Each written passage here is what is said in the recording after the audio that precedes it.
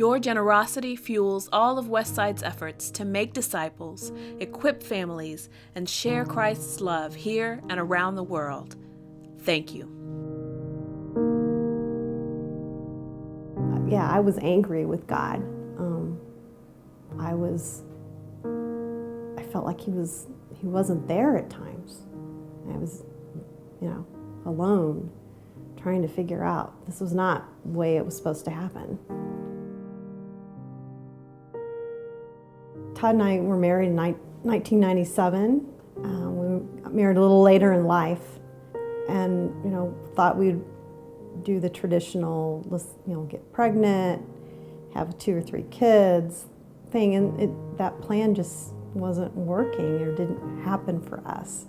And so we looked and we went down the road of adoption, and that's when we brought Sarah home in 2009. She came home. We thought we were bliss. I mean, we had this little girl. It was our little girl, and again, loving life and what that would mean, and the plans we had with her, with each other, and what our future held.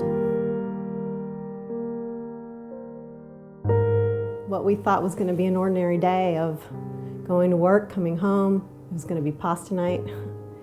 It ended up, he went to work and he didn't come home. And like I said, life changed in an instant. She said, I thought Daddy went to work. And I said, I did too, honey. And I said, but that day I got hurt really bad. And basically Jesus was right with him, right by his side. And he decided that it was best for him to go home with him that day. I just tell people I don't share the details.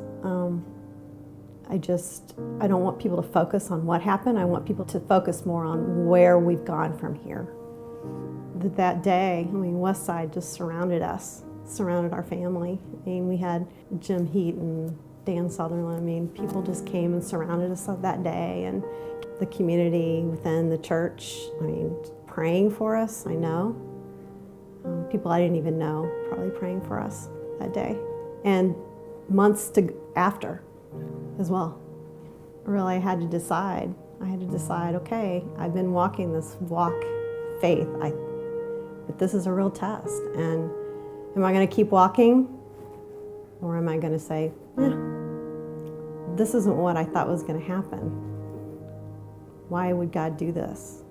Why would God do this at this time in my life? And I just made the decision that day, I'm going to lean in. I'm going to trust, and I'm just going to keep going forward. So I decided to trust and use, the community that, the people that were just loving on us and the ministries at Westside to help me go through that. I went through the Grief Share ministry. It really helped. It's pretty raw when I went through it, but it really helped me process and really, again, dig deeper. And since that, I've had the opportunity to serve back and serve others and share my experience and my journey of going through grief and the loss of a husband, loss of a loved one. The women's ministry has been a great resource for me, and just adoption ministry has been phenomenal as well. Just people surrounding us and just loving on us, and especially for Sarah and I now as we're walking forward, just the two of us now. They've been there for us time and time again. I think he just uses the opportunities to heal you so then you can share your experiences with others. These dreams I had all my life of being married, having kids and all this. And part of my grief is I had to surrender all that back to God. Again, when you make the decision you're going to keep walking forward and you're going to keep trusting, I think the healing process begins. You helped make these blessings possible through your faithful giving. Thank you.